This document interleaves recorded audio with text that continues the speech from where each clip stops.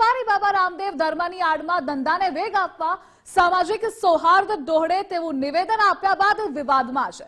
તાજેતરમાં જ શરબત જેહાદ શબ્દથી વિવાદ સર્જનારા બાબા રામદેવના નિવેદન પર દિલ્હી હાઈકોર્ટે નારાજગી વ્યક્ત કરી છે। દિલ્હી હાઈકોર્ટે બાબા રામદેવના નિવેદનને અયોગ્ય અને અંતરાત્માને હચમચાવી નાખે તેવું નિવેદન ગણાવ્યું છે। બાબા રામદેવના નિવેદન સામે હમદર્દ લેબોરેટરીઝ દ્વારા અરજી દાખલ કરાઈ છે।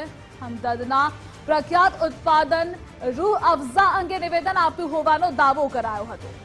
વકીલે દલીલ કરી હતી કે બાબા રામદેવનું આ નિવેદન સામાજિક અને સાંપ્રદાયિક સૌહાર્દને અસર કરશે, તેથી તેને હળવાશથી ન લઈ શકાય। અને આ મુદ્દે આપણી સાથે ન્યૂઝ વોરૂમથી વિજય જોડાયેલા છે। વિજય, કોન્ટ્રોવર્સીના કિંગ એ બાબા રામદેવ બની ગયા છે। હવે કોન્ટ્રોવર્સીના કિંગ એ પોતાના વ્યક્તિગત ધંધા રોજગારને વેગ આપીને રૂપિયા કમાવાની લાયમાં સામાજિક અને સાંપ્રદાયિક સૌહાર્દ ડહોળાય તે પ્રકારના કાવા દાવા કરીને સતત વિવાદમાં રહેતા બાબાને ફરી એક વખત કોર્ટે બરાબરનો ફટકાર્યા છે। કારણ કે બાબા રામદેવે જે સરબત જેહાદ શબ્દ અંગે એક બ્રાન્ડના નામ લીધા વગર જે પ્રકારનો અપપ્રચાર કર્યો હતો અને પોતાની બ્રાન્ડનો પ્રચાર કરવા જતા જે પ્રકારનું વિવાદિત નિવેદન આપ્યું હતું તેની વિરુદ્ધ દિલ્હી હાઈકોર્ટની અંદર જે હમદર્દ લેબોરેટરી છે તેના દ્વારા એક અરજી દાખલ કરવામાં આવી હતી। તેની અંદર દાવો કરાયો હતો કે તેની જે પ્રખ્યાત બ્રાન્ડ છે રૂહ અફઝા, તેને લઈને બાબા રામદેવે આ પ્રકારે સામાજિક અને સાંપ્રદાયિક સૌહાર્દ ડહોળાય ઉપરાંત ધંધાને ફટકો પડે તે પ્રકારનું આ વિવાદિત નિવેદન છે। તેના પર દિલ્હી હાઈકોર્ટે કહ્યું કે આ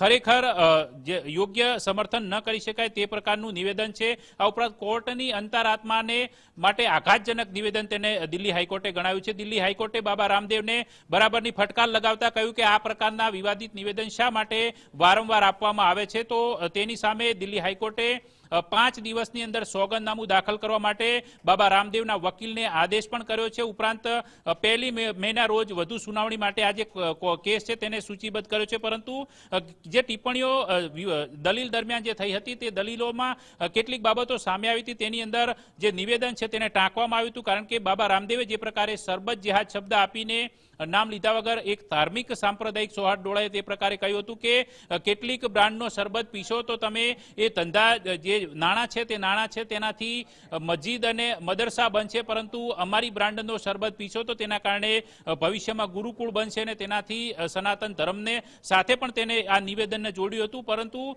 આ નિવેદન 5 દિવસની અંદર હટાવી દેવામાં, આ વિડીયો તમામ પ્લેટફોર્મ પરથી હટાવી દેવાનો કોર્ટે આદેશ કર્યો છે। આ ઉપરાંત કોર્ટે મહત્વની ટિપ્પણી એ કરી છે કે ભવિષ્યમાં આ પ્રકારનું કોઈ પણ પ્રકારનું વિવાદિત નિવેદન, જાહેરાત કે સોશિયલ મીડિયા પોસ્ટ ન કરવી તે પ્રકારનું સોગંદનામું છે તે હાઈકોર્ટની અંદર રજૂ કરો। પરંતુ બંને પક્ષે થયેલી જે દલીલો છે તેના બાદ વધુ કેસ માટે વધુ સુનાવણી માટે આ કેસને 1 મેના રોજ સૂચિબદ્ધ કરવામાં આવ્યો છે। પરંતુ આખરે બાબા રામદેવને ફરી એક વખત ફટકાર લાગી છે, કારણ કે અવારનવાર આ પ્રકારે અનેક વિવાદિત નિવેદનો છે પોતાના બ્રાન્ડના પ્રચારમાં બાબા રામદેવ આપી ચૂક્યા છે। અનેક વખત સુપ્રીમ કોર્ટ સુધી પણ તેમને ફટકાર લગાવી ચૂકી છે, પરંતુ હજી સુધી આ બાબા સુધરવાનું નામ નથી લઈ રહ્યા।